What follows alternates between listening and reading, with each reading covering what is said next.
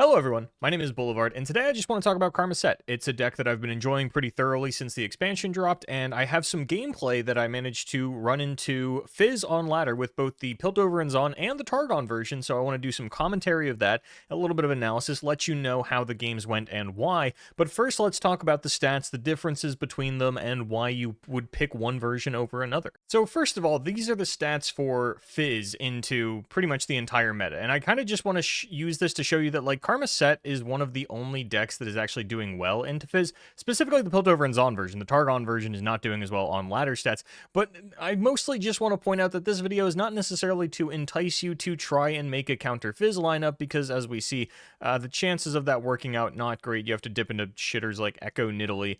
Your lineup would end up being like Quinn, Jinx, Samira, and Karma Sett, which if you don't run into Fizz can look a little awkward. But let's actually look at a little bit of a closer look at what's relevant to you. So this is the Mastering Runeterra 2K top 8 that happened last weekend. So what I've done is I've gone and put up the matchups for not only the decks that were a 2 of or more within that top 8, but then also Jax, Ornn, and Scouts, because that is what Sleepy Panda played in the second place lineup, and I feel like it's important to, look at the decks that almost won. Annie Jhin is just another deck that's like, still doing kind of well on ladder. If you run into aggro, there's a good chance Annie Jhin's going to be in the lineup. And then the head-to-head. As you can see, you're doing well into, like, the pretty much just the Xolaani decks and the Alawi Swain.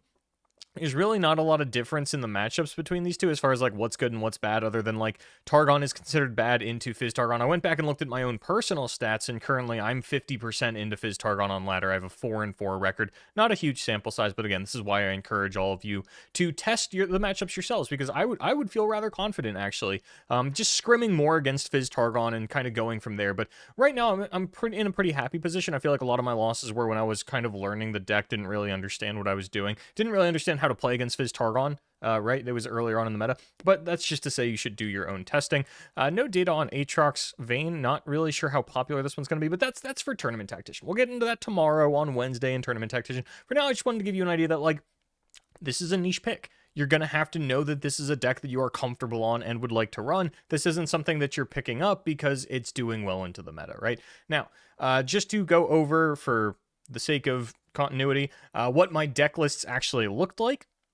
Here we have my Piltover Zaun list. I think I just copied it off Runeterra AR and then made a couple of adjustments because I didn't like 3 Deny. I didn't like not running All-Seeing Oracle. I know that when spoilers were happening, people were kind of a mixed bag on this card. Oh my god, this is broken. Oh my god, this is dog shit.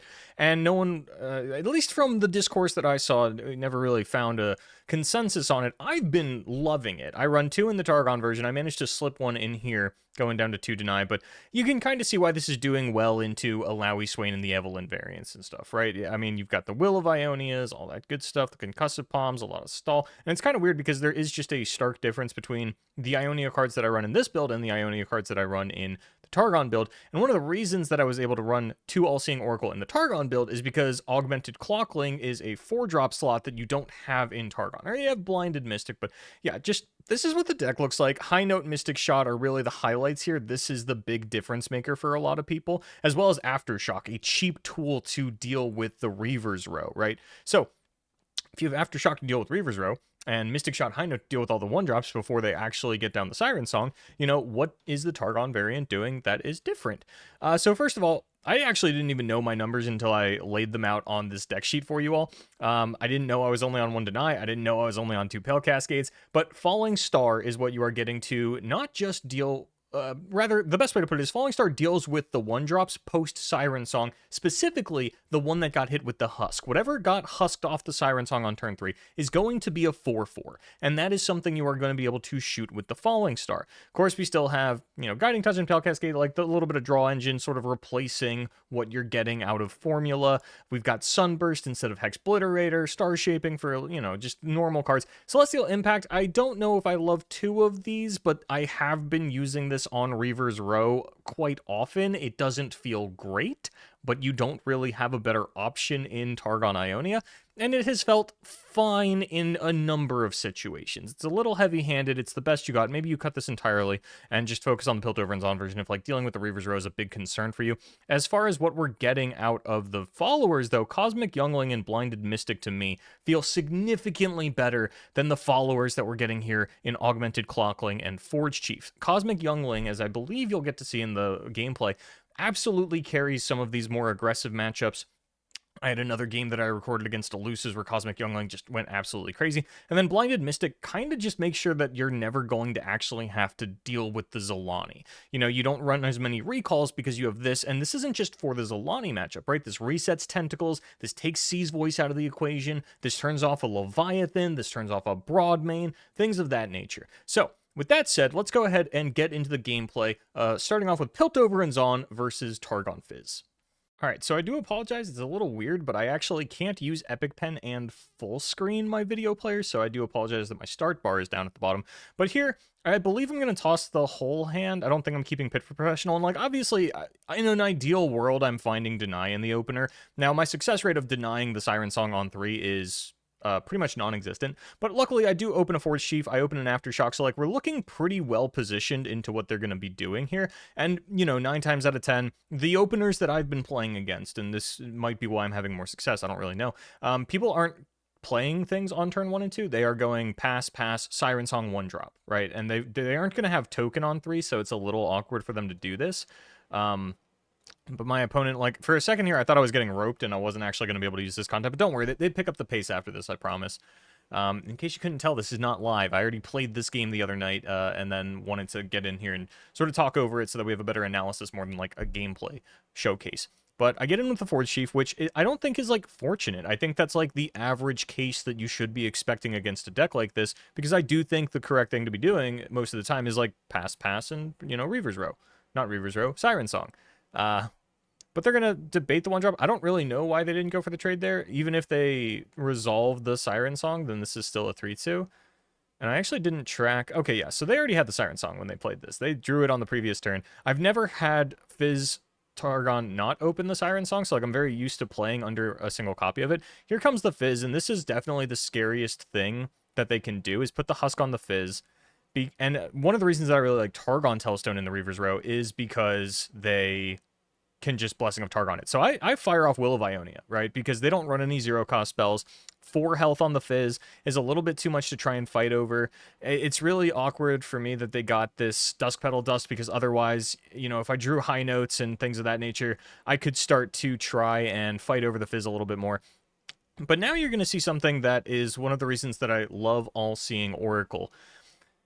And that I don't know why they attacked here. I don't know why they didn't go a little bit harder. So All-Seeing Oracle, I'm going to pick Sunburst here, and there's a couple of different reasons for this. Number one is that I have Sett in hand, and one of the loss conditions that I've found against this deck is your Sett getting hit with a Sunburst. It's such a big tempo loss for you, because that's, like, casting Sett is pretty much your entire turn. They are going to run out a couple of 1-drops after they go for it, and right here you're going to see the immediate reward of why I went for this. And I think that even if they had a second Siren Song, they would still play a Sunburst on this turn, and then don't have the mana for Siren Song, so I get a little bit of tempo efficiency in this manner, but also it is just so important that I have Sett available to take out the Fizz. This is a big turning point in the game, and it is completely off the back of All-Seeing Oracle, because if this was another copy of Deny, I would not have been able to play Sett on my turn 5 attack token and then hold up Deny mana. I would have gotten hit with the Sunburst. There's no other card in the game other than All-Seeing Oracle that can curve this for you. This is so important, and it is a little fortunate that, like, obviously I'd attack on odds this game. If I had attack on evens, then, like, yeah, I could play Sett and hold up Deny. But then my turn 5 looks really awkward, right? Because what is my turn 5 play if I'm not playing the Sett, right? Maybe I'd be playing one of these, but I was already at full HP, so it would have gotten really awkward. And ultimately, yeah, you know, it did matter that I had the attack token on odds this game. And I'm actually going to heal up the Sett. I care more about the Sett at this point than my life total. I feel like as long as Sett is on the board, I'm able to control things and continuously take out their units. And then drawing the second Deny, just like, or the first Deny rather, because the other one was an All-Seeing Oracle spell, just feels so good to me. Now, I'm still not really sure where I land on killing Tentacle versus killing other things. I don't have a great way to deal with a 5/5 here if they did rip another Eye of Nagakoboros, so I'd like to just take that out. Unfortunately for me, they drop Fizz. I don't really think you're allowed to pass when you've got board parity in a matchup like this. You know, maybe I'm overthinking that a little bit. Maybe with a few more testing games, I actually would think that you're okay to pass in a situation like that. But again, like, Sett is very pivotal to how you win this matchup. And again, there's really not a lot of deny targets. You saw it when I played the All-Seeing Oracle initially. It's just Sunburst and Siren Song, and usually it's 3 copies of Siren Song and 2 copies of Sunburst. So now I know that my Sett is good to go from here on out. Obviously can still get silenced by a Hush or a Moonlight Affliction, because a lot of these decks are running the Telestones. So here we see the Eye of Nagaboros. That is that 5/5 that I would have potentially been worried about. Now as a 3/3, it just gets blocked out by my couple of units here. And yeah, Fizz is going to come in. I can still see the Dusk Petal Dust, so I'm not even going to try for the Mystic Shot. I'm holding these Aftershocks for the Reaver's Row. So we're just going to place our bets. And it's so important to try and be proactive with your mana in this matchup, because flipping Sett is really how you start to take over the game. And yeah, I kind of debate for a second, you know, should I be healing the Sett, healing the Nexus? I go for the Nexus. I'm already kind of healthy, but I really don't want to get randomly blown out if they do find a Blessing of Targon for this Fizz, because then Sett's not going to be able to take it out. I assume Blessing of Targon would level this, so it would become a 7/6. And then I'm not assuming that, you know, my Mystic Shots or whatever are going to get me out of this. Finally, all the coins I built up come in, and my Sett flips, and I get Reaver's Row off of the board. And I think this either gets me the Showstopper. Okay, yeah, I was going to say either this gets me the Showstopper or I'm a Mystic Shot away from the Showstopper.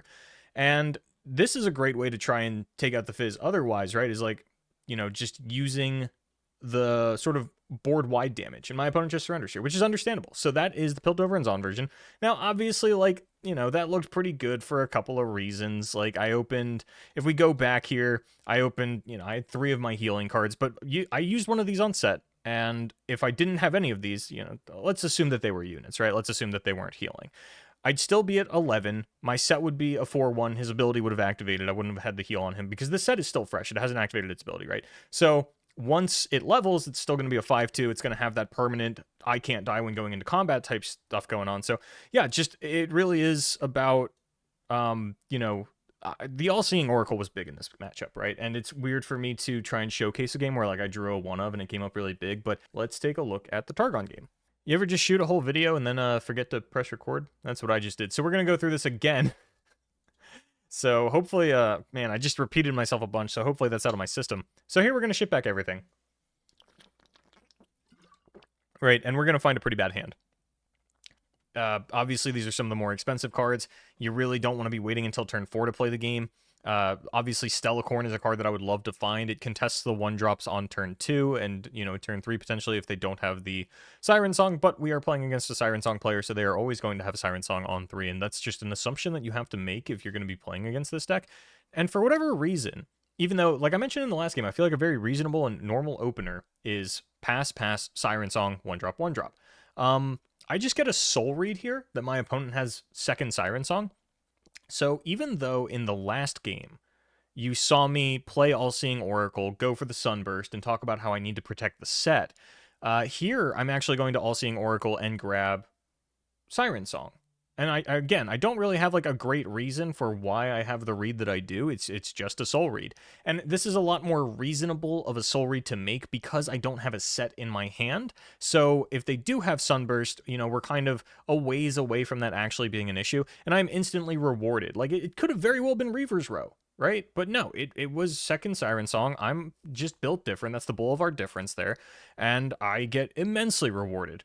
And now I'm feeling like I'm in a pretty good position. Their hand apparently is rather awkward in that they are, you know, ripping out the double Siren Song, but now not going for anything pre-combat would have been really weird on their part. So I'm expecting like a number of 1-drops to come out here, but instead it is going to be, you know, just a 1-drop in a Reaver's Row, which honestly is fine by me. They don't even go for the attack here because I can just double block with the Stellacorn, I guess. I feel like they still should have gone in. I only had 1 mana, so, you know, playing the Celestial spell on to Reaver's Row, I think it's Celestial Impact, never feels good, never feels great, but you gotta do what you gotta do. And, you know, I don't love it still, but you gotta do it. But I'm sitting at a very healthy 20 going into these turns. And I've got, you know, these aren't going anywhere. My hand's not looking great otherwise, but at least I do have another Celestial Impact to deal with a Reaver's Row should another one come down. And a lot of times when I end up using Celestial Impact on Reaver's Row, it tends to get 1 countdown off before. It's really hard to try and float 7 mana into their 4 mana. And here they're going to go for a big push with a Moonlight Affliction. This, like, you know, I feel like it's a reasonable read here to say they have second Moonlight Affliction, so that's something that I'm going to keep in mind for the rest of the game. You know, Mixologist is like kind of carries this matchup. You saw it in the previous game, right? Like I drew through Mixologist, which wasn't as game breaking as it may have seemed. Like I was in a very strong position in that game otherwise, but I am going to focus a lot on getting on board, and I'm holding up Blinded Mystic for Xolaani. I think Xolaani's actually very far away from being sort of leveled here, but it's something that I didn't really calculate, and so I'm a little scared of it.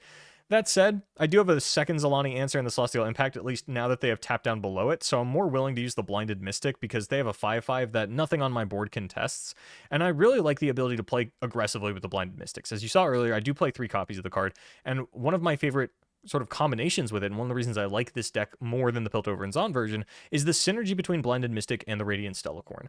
Turning this into a 2/5 suddenly means that it is contesting pretty much my opponent's entire board. It actually gets to block 2 of their attack turns in a row, as you know, assuming that they have the 3/2s, which I'm going to keep them on 3/2s here when I top deck Deny for their top deck Siren Song, so neither of us get to have sort of, well, I guess I never get to have a Siren Song anyway, but they only get to have one. One Siren Song is enough. Anything past that is greedy. But with a 2/5, I get a block of 3/2. It goes down to a 2/2. I pass the turn. It's a 2/3. And then when we go back into their attack turn, it is a 2/4, and it can once again block another 3/2. It's just like a line that I've noticed that I'm a big fan of. And again, because I have double Stellacorn, like I am just sort of racking up the life totals. I'm going in with some units. I want to trade down the board a little bit.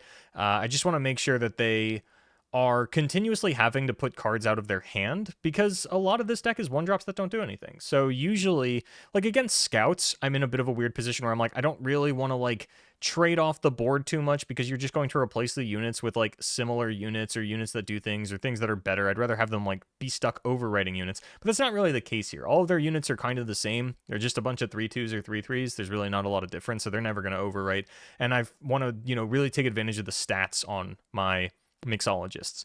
So here I'm going to fight over Karma, and I obviously, like, nothing in my hand is doubleable by Karma, so that's not really why I'm doing this. I'm mostly fighting over it because I really want a random spell. I feel like a random spell is something I'm going to need to get back in this game, but now we see why my opponent's been playing so passively, and it is because they are on double Sunburst. I lose my Karma, but tell you what, I would have rather lost that Karma than let them resolve the second Siren Song with that first All-Seeing Oracle grab, you know what I mean? So they're still going kind of crazy. I'm like, yeah, you know, I still have Blinded Mystic and Blinded Mystic mana, so now I am really free to Celestial Impact the second Reaver's Row. So, you know, I mean, I would say that, have I drawn pretty okay? Yeah, I don't have a win condition, and that's really what I'm lacking, but that's fine because it has allowed me to survive through triple Siren Song, double Sunburst, double Reaver's Row, and in fact, my opponent is out of spells at this point, and that is why my All-Seeing Oracle doesn't pop anything up. One thing that I'm pretty sure will happen that I haven't actually tested yet is, like, if they had played the Fizz and I played All-Seeing Oracle and they had Fizz in hand, I'm pretty sure I would get the Fizz Champion spell. But because all the Fizzes are in deck, they haven't actually transformed yet, and so I don't think I would. A little unfortunate, but now, like, I just want to make their board as small as possible, make Xolaani much less of a threat, or really make, like, double Moonlight Affliction less of a threat, because that is still something that I'm thinking about. You know, double Stellacorn isn't necessarily going to get me through like a couple of Fizz hits into a double Moonlight Affliction turn. And yeah, Xolaani is still a little bit scary. I'm like cognizant of the fact that they could Xolaani into Xolaani, like just back-to-back turns, draw it, and I've only got the one answer at the moment. So I'm in a bit of a weird state right now where I just really need Sett. They resolve a Cosmic Inspiration. So now we're fighting through triple Siren Song, Cosmic Inspiration. They haven't found Xolaani, but they've literally found everything else, right? I think it's like reasonable for them not to find Xolaani and 3 Siren Song and double Reaver's Row, right? You can't have everything, and I can't have everything either, because I still haven't found a Sett. I still haven't found a Place Your Bets.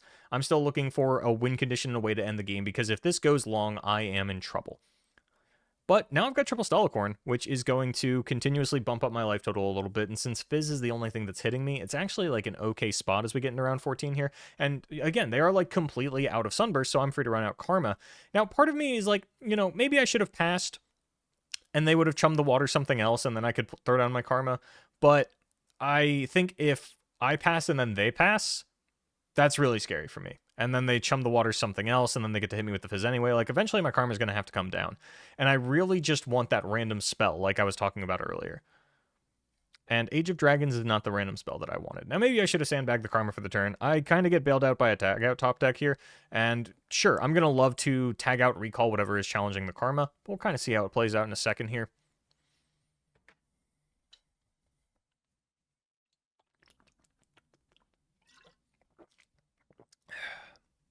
My opponent is a Thonkin. And I am a Dronkin. Well, drinking. Water. So they're going to give an Overwhelm Blade over onto this unit, which is like, you know, pretty whatever, to be honest. But they don't really have a better target for it, right? Like, they've got their Shark. They've got, or they don't have a Shark spell right now, rather. But they actually don't challenge Karma with any of the Overwhelm units. So I'm actually really safe to just tag out the Karma. And, you know, I'm surprised a little bit that they didn't hit the 3/3 in the Stellacorn. I thought they would have wanted me to block with the Stellacorns and get those out of play because they've been such a thorn in their side, but I guess they care more about the stats of the 3/3. Being able to trade onto this a little bit later on, I guess. I don't really know why they didn't force me to block with Stellacorns, but hey, it is what it is. So I throw down Karma again. They throw down their Shark again. Vulnerable is permanent. Karma's in a rough spot. I just need to, like, generate a good spell here, and maybe I can get back into this game. Draw a Sett, and I'll be okay as well. I have a lot of coins at this point. Flurry of Fists, I'm like thinking about how I can get cheeky with it, but then I draw Guiding Touch. And this is a big difference between the Targon version and the Piltover Zaun version. I am running 3 Place Your Bets, 2 Guiding Touch, and 2 Pale Cascade for a total of 7 draw spells. Whereas in the Piltover Zaun version, your 7 draw comes in the form of 3 Place Your Bets, 1 Formula, and 3 Augmented Clockling. And Augmented Clockling, you know, there's an argument to be made like, yeah, Augmented Clockling probably would have found me what I needed to get back into the game, be it Sett or a Place Your Bets or another draw spell or something along those lines. But the Guiding Touch here, you can see how much this is snowballing the turn, right? I find Targon Telestone, I Behold the Infinite. That gets me a way to tutor up the Sett finally. Now I get to go for another Behold the Infinite and find, you know, really whatever I want before I play these coins and I go back to 13 mana, drop the Sett. The one thing I just need to be cognizant of is holding up mana for the Blinded Mystic still, because I'm kind of forced to Showstopper before they potentially even play Xolaani. Like, I've got to get these Sharks out of play. Even though I've got this... This isn't Behold the Infinite. Star Shaping. Even though I've got Star Shaping, so I'm basically at 20, that's not going to get me through as Xolaani, and I think that, like, the 2 Sharks plus the Fizz are still really scary for me, and I would rather just, like, take these out with the Showstopper, especially because I get the 2-for-1 special and then attack the Fizz. Like, I really don't think I can afford to be playing passive here, especially while I do have the answer for a top deck Xolaani, because obviously they haven't had it up until this point. So yeah, that is, I mean, obviously this is, like, the end of the game, right? Spoiler alert, I win here. My opponent is going to concede in a matter of moments, and I'm just kind of deciding, like, if I can play Messenger or if I want to go for a cheeky Flurry of the Fists here. So, like, I'm sending everything into combat because I'm like, oh, I can just, like, Flurry of Fists Karma. And then I'm like, well, what if they, like, play Targon Telestone and Hush the Karma? I actually don't have a way to protect her. And now with the second Blinded Mystic, I'm feeling, like, more confident than ever. So now I actually am protected from the back-to-back Xolaani top decks for the first time. And they still don't have it. They just have a Fizz, whatever. It's not an issue. I don't play Blinded Mystic because they still have that one card, and, like, it's probably not Xolaani, but who knows? Maybe they've been sandbagging it this long. And then my opponent is going to concede. No, they're going to Pale Cascade Fizz and then concede. It's the same thing, really. But yeah, that is what the Targon version looks like into Fizz. Now, obviously, this isn't, like, a stock game, right? It's hard to make stock games, especially when I'm just grabbing games off of ladder for, like, analysis purposes, which is why I don't do this very often. But I hope that it's at least, like, a good showing of the fact that, like, I had a really awkward opener hand, right? I had the 2 Celestial Impacts and a Sunburst and a Smooth Mixologist, and I was still able to fight through triple Siren Song, double Reaver's Row. I think the deck is very resilient. I'm not really trying to, like, sell you on it. I don't think that this is necessarily the best choice for the Runeterra Open, but I did really want to get this video out Tuesday morning in case there is a hotfix, so that I already recorded the games, man, so, like, I want to put them on YouTube. In which case, thank you so much for watching. I've been Boulevard, and I will be back tomorrow with Tournament Tactician to talk about what you actually should be running in the Runeterra Open, but hopefully you found this a little bit helpful on sort of just, like, where Karma Sett is, or at least a little entertaining, I guess, less than helpful. But thank you so much for watching. I will see you tomorrow.